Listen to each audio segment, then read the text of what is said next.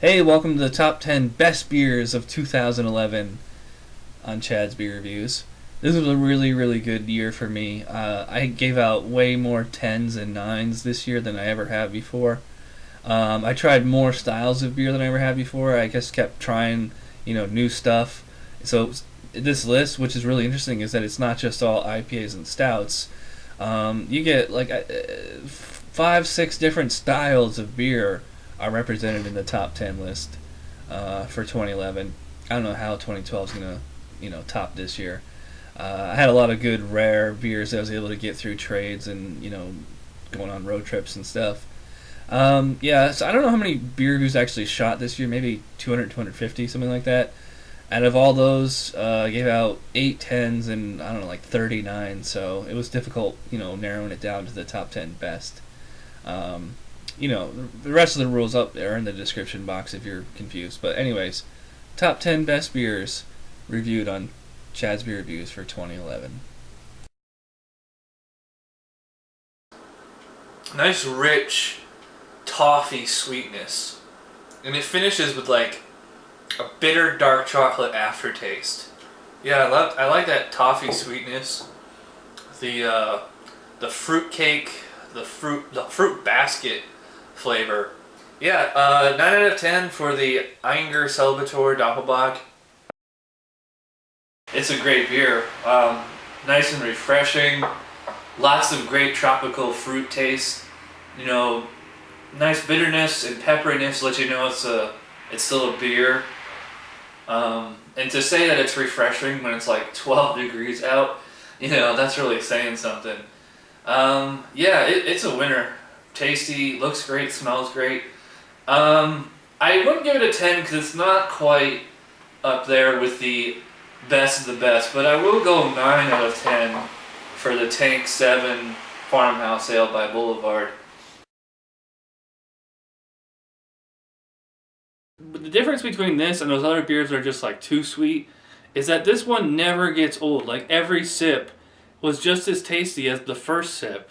It's like it's never starting to get old on me. Like, oh, okay, it was good at the beginning, but now it's not. Having just killed this whole bomber, and I'm kind of sad I only have, a couple ounces left here. I really, really, really like it for the amazing, delicious taste, and, the drinkability is fantastic. Anybody could drink this. So this is going to be a shock. I'm going to give this the full 10 out of 10 for the Goose Island 2009 Christmas Ale. Pure hop juice from beginning to end with that tropical fruit juice flavor in there too. It's almost actually more like tropical fruit juice, like syrup or something. It's interesting because it's so sweet and so rich, and yet at the same time it is so bitter.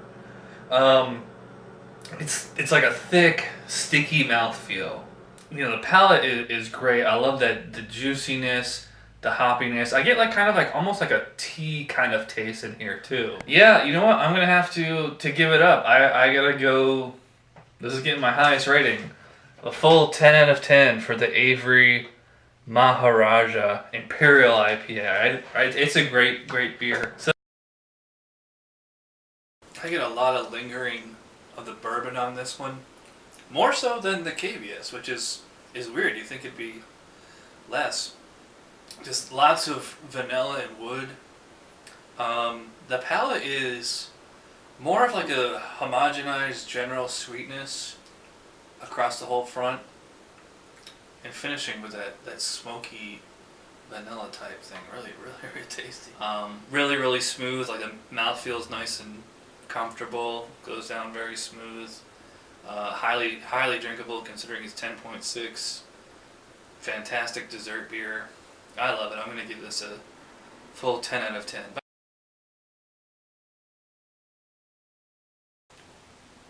I get a lot of passion fruit on this one. Maybe a little bit of guava or mango. It's really juicy.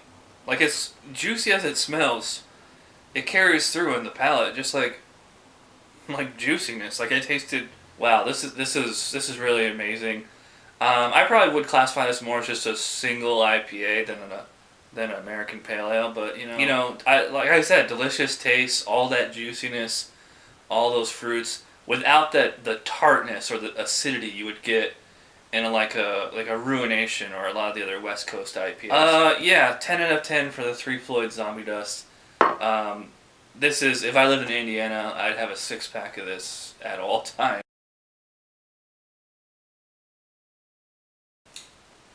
Oh. Wow. That's pretty intense. Massive sourness on this one. Just like one of the nicest sour candies I've ever had. I even get like a little bit of like roastiness in there, like a chocolate for a second. And it's amazing because it finishes quite clean. So it's very, very refreshing to get a beer like this that's like nothing I've ever had before. This is amazing. So I can see why everybody raves about this. This is getting a full enthusiastic 10 out of 10.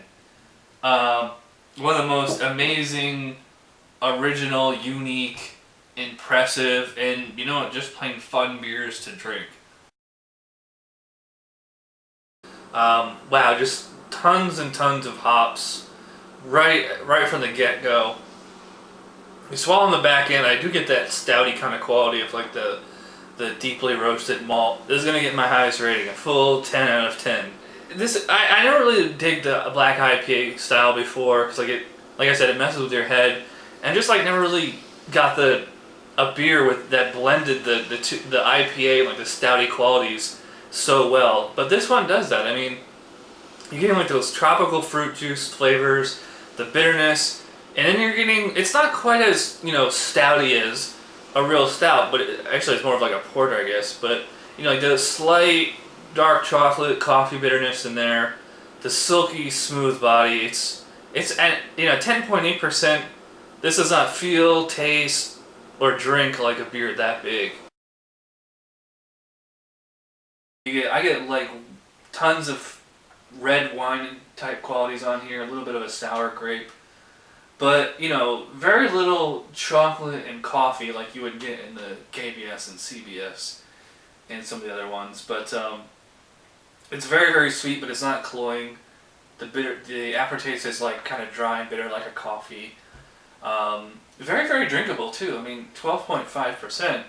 It has like a real nice warmth and like woody whiskey kind of taste and sensation, and just like a great sipping beer. I think it's outstanding. I'm gonna give it top notch, 10 out of 10. It may be the difference between an A and an A plus, but it's still that you really can't get any better than.